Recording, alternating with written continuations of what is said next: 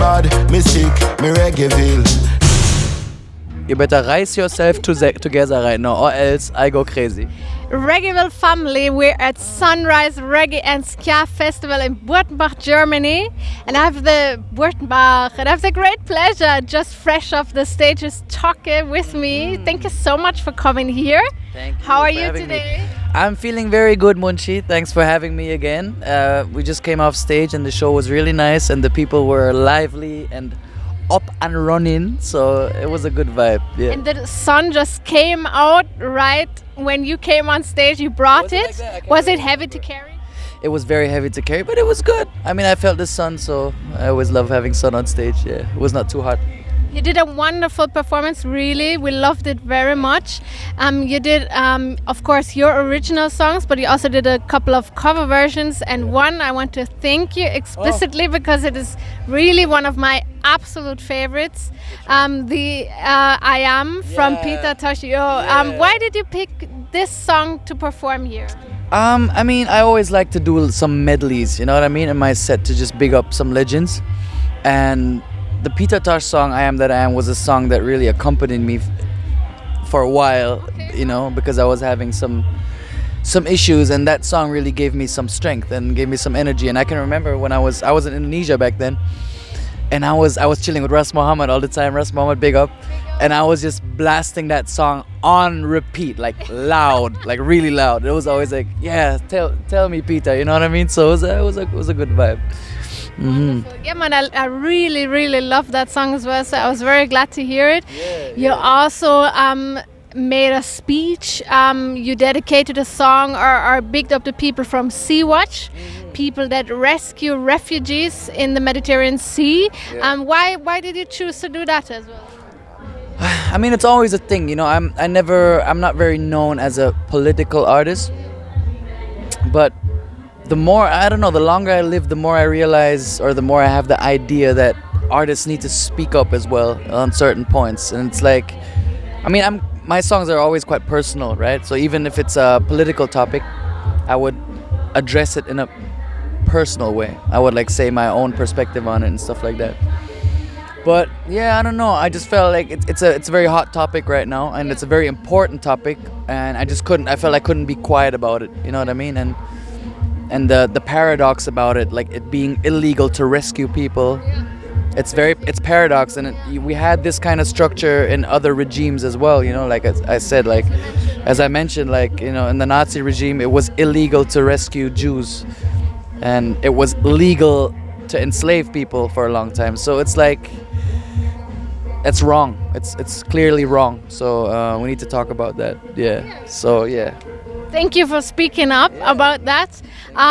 We spoke about your performance here, which was wonderful, but you also did an amazing performance last weekend when you were at Summer Jam. Yeah. It was showcased as Club Cartel because that's the backing band that you were working with.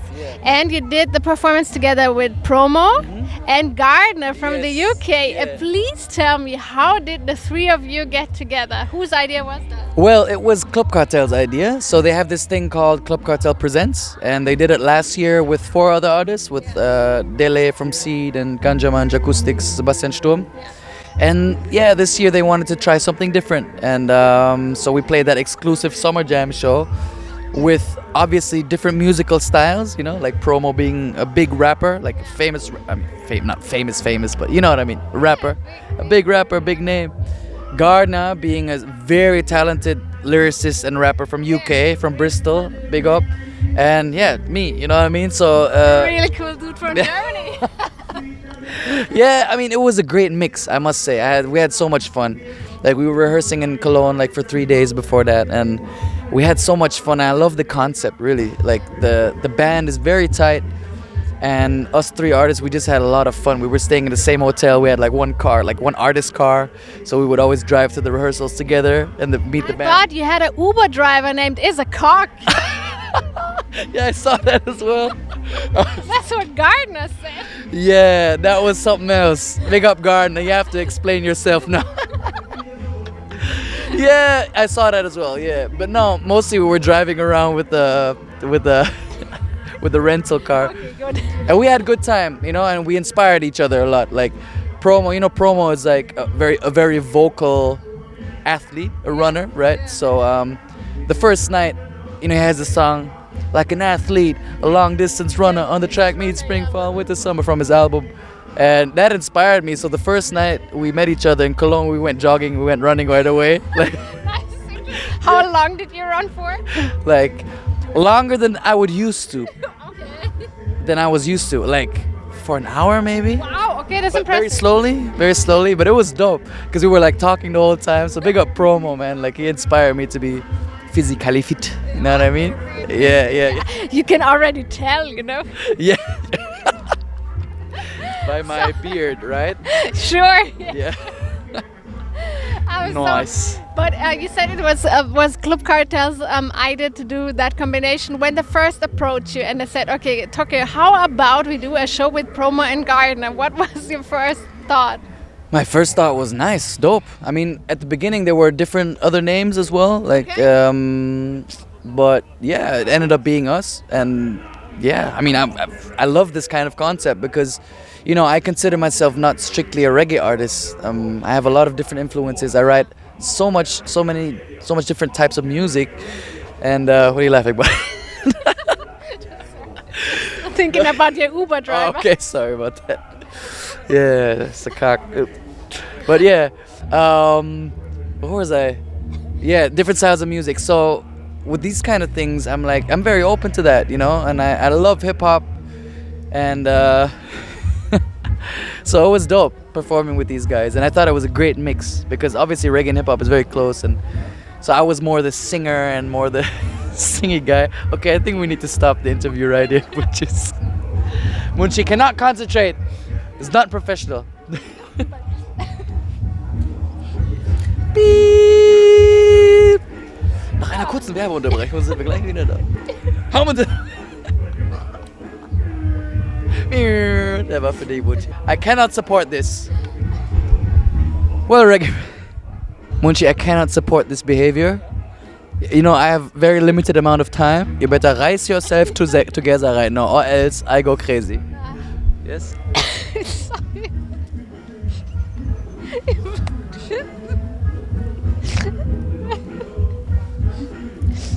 You mentioned What did I mention, Munchi? different styles. The what? Wollen wir eine Pause machen? Wollen wir einen Break machen? Nein, wir ziehen es jetzt durch. Okay. Ich war ja gerade wieder da. Wir waren bei Club Cartel. Nein, different styles. Different styles. You mentioned Was hast du gesagt? it's Different influences. yeah, and I write it's different reiß die types mal of songs. together, man. You mentioned different styles. Yeah. You mentioned different styles, so you guys come from different backgrounds. Was there something you got to learn from one another? Yeah, as I already said just now, I learned how to run. Apart from running. Apart from running. Oh, man, I mean, there's a lot to learn. There's always a lot to learn from different people. In this case, Did you learn how to rap? a little bit, I think. So can you give me like 1, 2, 3 until the 4. Chilling with Reggaeville on the flow. Hey, that's enough for now. yeah, man, that was dope. Yeah. I swear to God, I saw a dolphin, man. Yeah, I mean, like, the guys have very unique styles. Like, Gardner's a double time rapper, and he's sick, and obviously brings that UK vibes. And Promo just has a lot of energy, a lot of energy on stage, and even like on rehearsals. And as I said before, that like this whole mental preparation for a show and physical preparation, that inspired me a lot to do that. So yeah, a lot to learn. Do you think or do you know that you also inspired them, or did they also get to learn something from you? Well, Apart from wicked dancing moves. I didn't dance that much, actually. I didn't dance that much. Yeah, that much. Just a little. I mean, I don't know. I mean, it's always hard to tell. I guess I always think people always inspire each other in some way. Whether sometimes you can't really see what it is, but there's always things to learn from different people. So I think those are. Speaking of people that you work with, apart from that, you have worked also with Walshy Fire. Yes, I have. Yeah. Lately. Yeah. Please tell me a little bit about that. How did you get to know one another? Did you reach out to him? Did he reach out to you? Or how did that come about? Well, it was in Indonesia, and I remember him telling this story with an interview with you. We pull up on the bikes and no. It was in Indonesia, and he was performing there, doing a DJ show, and the promoter that got him is a friend of Ras Muhammad, or they know each other. So yeah, they had us link after Walshy's show. We had like dim sum, like late night after the show, like 3 or 4 in the morning, and we had like Chinese food. And we started talking and started holding a vibes, and I just brought out my mixtape back then, Depon Stereo Volume 2, and I gave him the mixtape and I gave him my songs, and yeah, we exchanged numbers, and from then on everything just happened, you know what I mean? And he's become a great supporter, so I'm very thankful for that. And I just want to say big up Walshy Fire, because he always supports unknown talents, and I'm very grateful for that, because you meet a lot of people that are on a way different level, way higher level in that sense than him. It's not high or low, but you know what I mean, are similarly famous or whatsoever, but they don't big up small artists and big up, yeah, so I'm grateful for that. You did songs with him, like Blessed Morning. Apart from that, I heard you telling me that you've been working on an album. Yeah. So how is that going so far?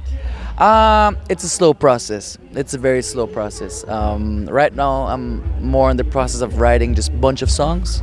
So I just wanted to let that creative flow happen and just, transfer all that I'm experiencing into songs right now, and being open for different things. I just moved to Berlin a year ago, which is great for music. You have so many opportunities and so many people to link with, but sometimes also a little bit overwhelming and all the influences and stuff. So I just needed to slow down a little. Projects are gonna be coming for sure, but I'm taking it slow right now and just writing songs, and I'm linking with producers, and things are happening, of which I cannot say too much right now, but things are guaning.